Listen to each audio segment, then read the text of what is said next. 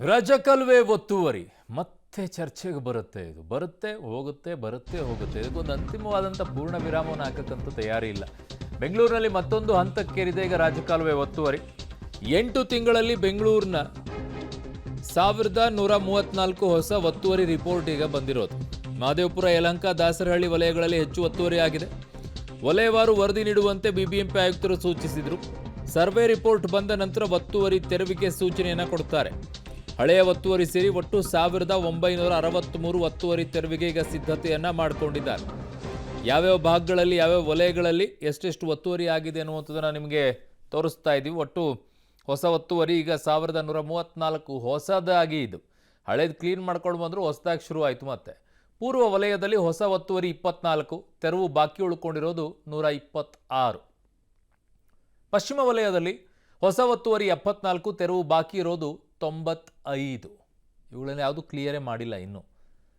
ಅದಕ್ಕೆ ಅಂತಲೇ ವಿಭಾಗಗಳಿದಾವೆ. ಅದು ಏನು ಮಾಡ್ತಾರೆ ಇಲ್ಲಿವರೆಗೂ ಅರ್ಥ ಆಗ್ತಾ ಇಲ್ಲ BBMP ಅವ್ರದ್ದು. ಪಶ್ಚಿಮ ವಲಯ ಆಯಿತು. ದಕ್ಷಿಣ ವಲಯಕ್ಕೆ ಹೋಗೋಣ.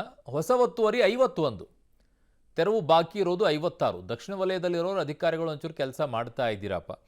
ಸೊ ಇನ್ನು ಕೋರಮಂಗಲದಲ್ಲಿ ಕಣಿವೆ 110 ಹೊಸ ಒತ್ತುವರಿ, 110 ಒಟ್ಟು ತೆರವು ಬಾಕಿ ಇರೋದು. ಕ್ಲೀನಾಗಿ ಹೋಗಿತ್ತು ಕೋರಮಂಗಲ ಕಣಿವೆ. ಯಲಹಂಕ 308 ಹೊಸದಾಗಿ, 379 ಬಾಕಿ ಇದೆ. ಇನ್ನು ಮಹದೇವಪುರದಲ್ಲಿ 75 ಹೊಸದು, 523 ಬಾಕಿ ಇದೆ. ಓಹೋ. ಇನ್ನು ಬೊಮ್ಮನಹಳ್ಳಿಯಲ್ಲಿ 175 ಹೊಸದು, 205 ಬಾಕಿ ಇದೆ. RR ನಗರದಲ್ಲಿ 71 ಹೊಸದು, 104 ಬಾಕಿ ಇದೆ. ದಾಸರಹಳ್ಳಿಯಲ್ಲಿ 146 ಹೊಸದು, 366 ಬಾಕಿ ಇದೆ. ಒಟ್ಟು 1134 ಹೊಸದಾಗಿ ಒತ್ತುವರಿ ಆಗಿರೋದು. ಅದನ್ನು ತೆರವು ಮಾಡೋಕ್ಕೆ ಆಗದೇ ಇರುವಂಥದ್ದು 1963. ಇಷ್ಟು ಒತ್ತುವರಿಯನ್ನು ತೆರವು ಮಾಡಬೇಕಾಗಿದೆ. ಈಗ ನನ್ನ ಸಹೋದ್ಯೋಗಿ ಈಗ ರಾಘು ನನ್ನೊಂದಿಗೆ ಸಂಪರ್ಕಕ್ಕೆ ಸಿಗ್ತಾ ಇದ್ದಾರೆ. ರಾಘು, ಇದಕ್ಕಂತಾನೆ ಒಂದು ವಿಭಾಗ ಕೂಡ BBMPಯಲ್ಲಿದೆ. ಆ ವಿಭಾಗ ಏನು ಮಾಡ್ತಾ ಇರುತ್ತೆ, ಯಾವ ರೀತಿಯಾಗಿ ತೆರವುಗಳನ್ನು ಮಾಡ್ತಾ ಇದ್ದಾರೆ? ಕೋರ್ಟ್ನಲ್ಲಿರುತ್ತೆ, ಐಗ್ರಿ. ಕೋರ್ಟ್ನಲ್ಲಿ ಕೆಲವು ಸಮಸ್ಯೆಗಳಿರುತ್ತೆ. ಕೋರ್ಟ್ನಲ್ಲಿ ಹೋಗ್ಬಿಟ್ಟು ಸ್ಟೇ ತಂದಿಡ್ತಾರೆ, ಅವುಗಳನ್ನ ಕ್ಲಿಯರ್ ಮಾಡ್ಕೊಳ್ಳೋಕ್ಕಾಗೋದಿಲ್ಲ, ಫೈನ್. ಬಟ್ ಒತ್ತುವರಿ ಆಗಿದೆ ಅಂದ ತಕ್ಷಣ ಇಮ್ಮಿಡಿಯೇಟ್ ಆಗಿ ಅದನ್ನು ತೆರವು ಮಾಡೋಕ್ಕೆ ಯಾಕೆ ಮುಂದೆ ಆಗೋದಿಲ್ಲ?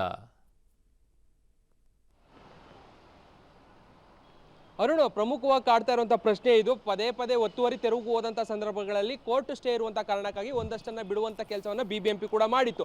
ಬಟ್ ಆದರೆ ಈಗಿರುವಂಥ ಪ್ರಶ್ನೆ, ಸ್ಟೇ ಇರುವಂಥದ್ದನ್ನು ಬಿಡಿ ಹೊಸದಾಗಿ ಒತ್ತುವರಿ ಆಗ್ತಾ ಇರುವಂಥದ್ದನ್ನು ಯಾಕೆ ತಡಿಲಿಕ್ಕೆ ಆಗ್ತಾ ಇಲ್ಲ ಅನ್ನುವಂಥದ್ದೇ ಸದ್ಯಕ್ಕಿರುವಂಥ ಪ್ರಶ್ನೆ.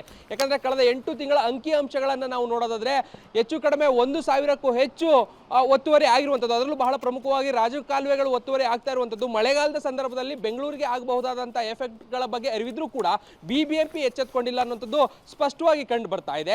ಸೊ ಈ ವಿಚಾರವನ್ನು ನೋಡೋದಾದ್ರೆ ಈಗಾಗಲೇ BBMP ಅಧಿಕಾರಿಗಳಿಗೆ ಒಂದು ಸೂಚನೆಯನ್ನ ಕಮಿಷನರ್ ನೀಡಿದ್ರು. ಅಂದ್ರೆ ಝೋನಲ್ ಆಯುಕ್ತರ ಕಮಿಷನರ್ಗಳು ಯಾರೆಲ್ಲ ಇದ್ದಾರೆ ಅವರೆಲ್ಲರಿಗೂ ಕೂಡ ಒಂದು ಸೂಚನೆಯನ್ನ ನೀಡಿದ್ರು.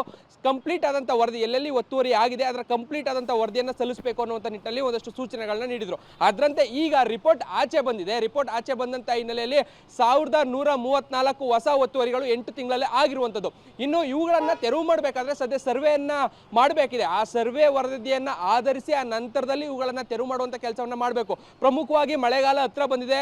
ಇದೇ ಜೂನ್ ಮೊದಲನೇ ವಾರದಿಂದಲೇ ಕೂಡ ಮುಂಗಾರು ಎಂಟ್ರಿ ಕೊಡುವಂಥ ಸಾಧ್ಯತೆ ಇದೆ. ಈ ಬಾರಿ ಹೆಚ್ಚಾಗಿ ಮಳೆ ಆಗ್ಬೋದು ಅನ್ನುವಂಥ ಒಂದಷ್ಟು ಸೂಚನೆಗಳಿದ್ರೂ ಕೂಡ BBMP ಎಲ್ಲೊಂದು ಕಡೆ ರಾಜಕಾಲುವೆಗಳ ವಿಚಾರದಲ್ಲಿ ಇನ್ನೂ ಕೂಡ ಸೀರಿಯಸ್ ಆಗಿ ಎಚ್ಚೆತ್ತುಕೊಂಡಿಲ್ಲ ಅನ್ನುವಂಥದ್ದು ಈ ಅಂಕಿಅಂಶಗಳನ್ನು ನೋಡಿದಾಗ ಸ್ಪಷ್ಟವಾಗಂತೂ ಗೊತ್ತಾಗ್ತದೆ. ಸೊ ಈಗ ಸರ್ವೆಯನ್ನ ರಿಪೋರ್ಟ್ ಬಂದ ನಂತರದಲ್ಲಿ ಅದರ ವರದಿಯನ್ನು ಆಧರಿಸಿ ಆ ನಂತರದಲ್ಲಿ ಯಾವಾಗ ಅದನ್ನೆಲ್ಲವನ್ನ ಕೂಡ ತೆರವು ಮಾಡ್ತಾರೆ ಅನ್ನೋದೇ ಸದ್ಯಕ್ಕಿರುವಂತಹ ಪ್ರಶ್ನೆ.